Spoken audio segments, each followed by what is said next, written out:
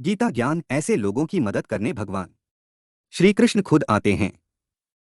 जयमल के शासनकाल के दौरान मारवाड़ के राजा मालदेव ने मेड़ता पर हमला करने और कब्जा करने का फैसला किया।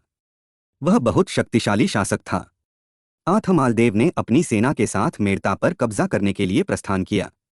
उस समय जयमल अपने कमरे में पूरी भक्ति के साथ भगवान कृष्ण की पूजा में व्यस्त थे और उन्होंने सभी से कहा था कि उन्हें परेशान न करें। अब मेड़ता सेना के कमांडरों को मालदेव के हमले की सूचना मिल गई और वे घबरा गए। वे अपने राजा के बिना कुछ भी निर्णय नहीं ले सकते थे। इसलिए मेड़ता के प्रधान सेनापति जयमल के पास पहुंचे, लेकिन उनके द्वारपालों ने उन्हें रोक दिया और कहा कि जयमल को परेशान न करें।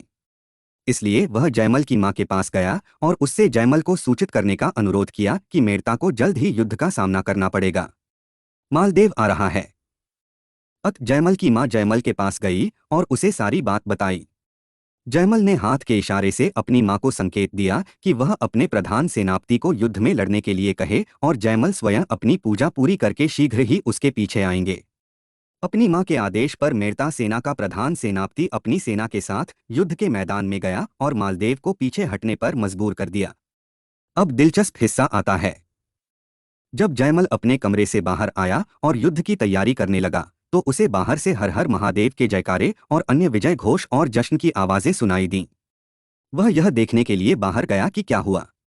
वहां उन्होंने अपने प्रधान सेनापति और सेना को विजय नारे लगाते और नृत्य करते देखा। तो उसने उसे बुलाया और पूछा, क्या हुआ? उसके कमांडर ने उत्तर दिया, क्या? हम जीत गए महाराज।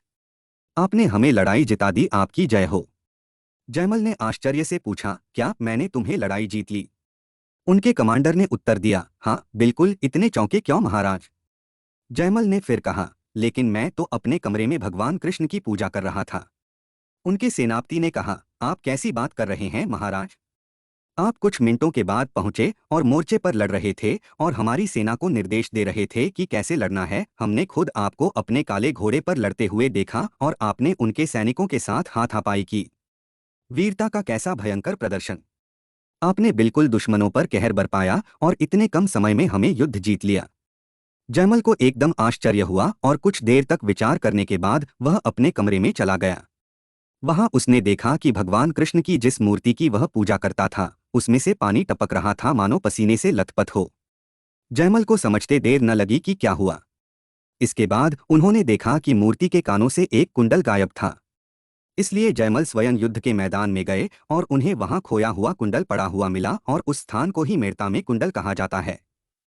इस घटना से पहले ऐसा कोई उदाहरण नहीं था जब मालदेव किसी जगह पर कब्जा करने गया हो और जीत न सका हो मेड़ता के साथ। यह युद्ध ही एकमात्र ऐसा युद्ध था जहां मालदेव किसी अन्य क्षेत्र पर कब्जा करने गया था और उसे पीछे हटना पड़ा।